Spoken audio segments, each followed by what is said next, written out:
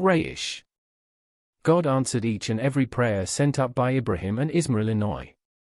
The descendants of Ismail multiplied exceedingly, so that the barren valley overflowed with the progeny of Ibrahim. Ismail took for his wife a girl of the tribe of Jurham, a clan belonging to the Arabah.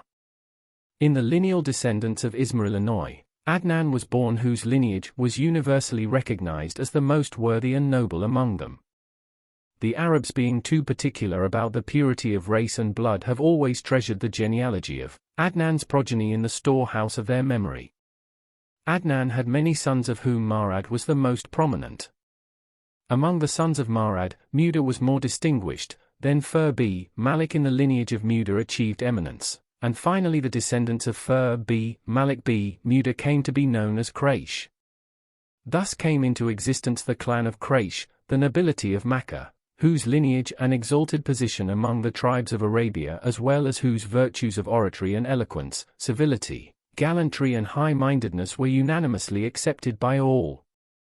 The recognition accorded to the Quraysh without a dissentient voice throughout the peninsula became, in due course of time, a genuine article of faith to the people of Arabia.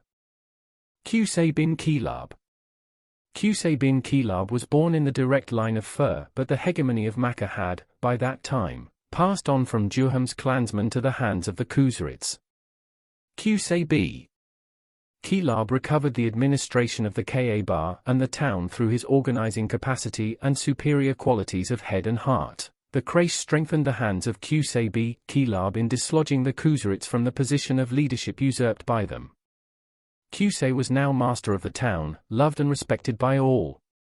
He held the keys of the Kaaba and the rights to water the pilgrims from the well of Zamzam, to feed the pilgrims, to preside at assemblies and to hand out war banners.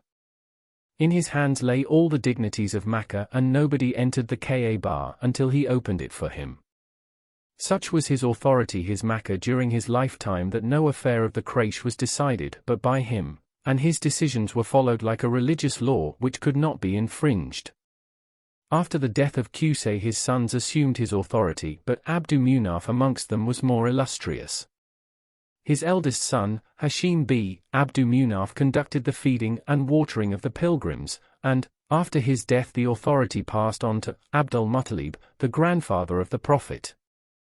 His people held him in the highest esteem, and such was the popularity gained by him, so they say, as was never enjoyed by anybody amongst his ancestors. The progeny of Hashim, who now filled the stage and assumed a commanding position among the Quraysh, was like a stream of light in the darkness of Arabia. The sketches of Bani Hashim preserved by the historians and genealogists, although fewer in number, eloquently speak of the nobility of their character and moderation of their disposition, the reverence they paid to the house of God, their sovereign contempt for the things unjust and uneven, their devotion to fair play and justice, their willingness to help the poor and the oppressed, their magnanimity of heart, their valour and horsemanship, in short, of every virtue admired by the Arabs of the pagan past.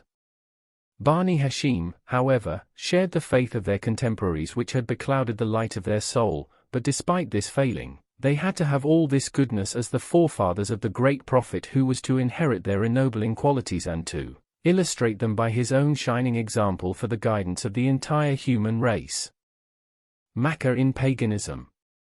The Quraysh continued to glorify the Lord of the worlds, from whom all blessings flow, like their forefathers Ibrahim and Ismail, until Luhay became the chief of Khuzarites. He was the first to deviate from the religion of Ismail.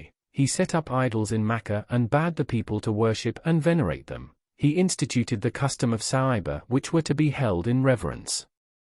Luhay also modified the divine laws of permissible and impermissible. It is related that once Luhay went from Makkah to Syria on some business where he found the people worshipping idols.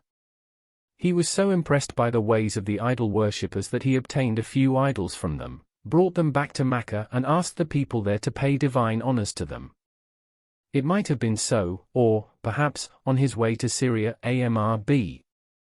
Luhay had happened to pass through Betra, which was variously known to ancient historians and geographers as Petria and Petra.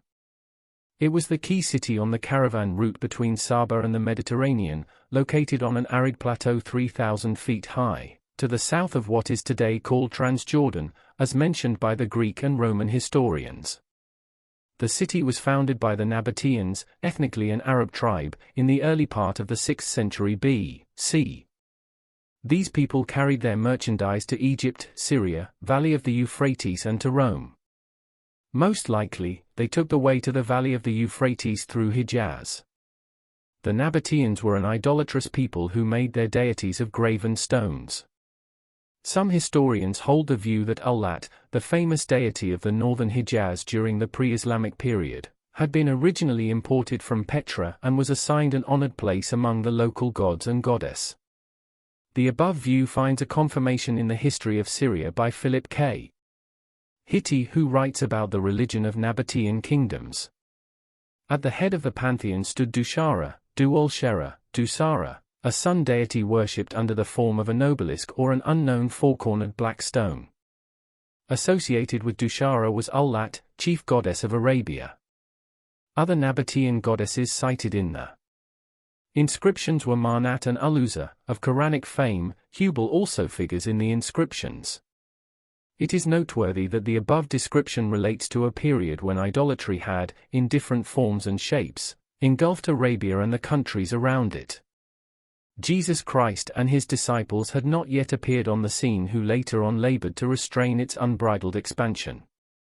Judaism had already proved its incompetence to the task, since, being essentially a racial religion, it allowed none save the children of Bani Israel to join his faith to the creed of monotheism preached by it.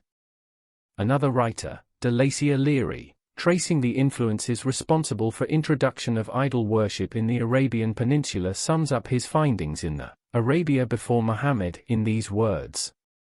It seems fairly safe therefore to understand that the use of images was an instance of Syro-Hellenistic culture which had come down the trade route. It was a recent introduction in Mecca in the time of the Prophet and was probably unknown to the Arab community at large.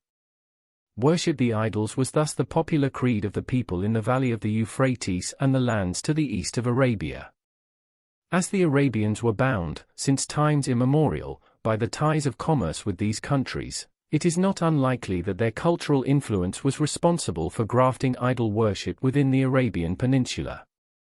In his History of Ancient Iraq, Georges Roux says that during the 3rd century BC and long thereafter idol worship was very popular in Mesopotamia. Its every city, old or new, gave shelter to several foreign gods besides the local deities. There are also reports which suggest that idol worship gradually came into vogue among the Quraish. In olden times, as some historians relate, when anybody went out on a long journey from Mecca, he took a few stones from the enclosures of the sanctuary as a mark of grace with him. In due course of time, they started venerating the monoliths they admired most. The subsequent generations, not knowing the reason for holding such monoliths in esteem, started worshipping them like other pagan people of the surrounding countries. The Quraysh, however, remained attached to some of the older traditions like paying deference to the holy sanctuary, its circumambulation, and the greater and lesser pilgrimages, Hajj and Umrah. The gradual evolution of different religions showing substitution of means for the ends, and the slow progression from suppositions to conclusions lend support to the view put forth by the historians about the beginning of idol worship among the Quraysh. The esteem and reverence in which even certain misguided Muslim sects come to hold the portraits and sepulchres of the saints, and the way they sluggishly adopt this course possesses an incriminating evidence in support of the gradual evolution of idol worship. That is why the Islamic Sharia completely stalls all those tracks and alleys which lead to the undue veneration of personages, places, and relics, for they ultimately lead to ascribing partners to God.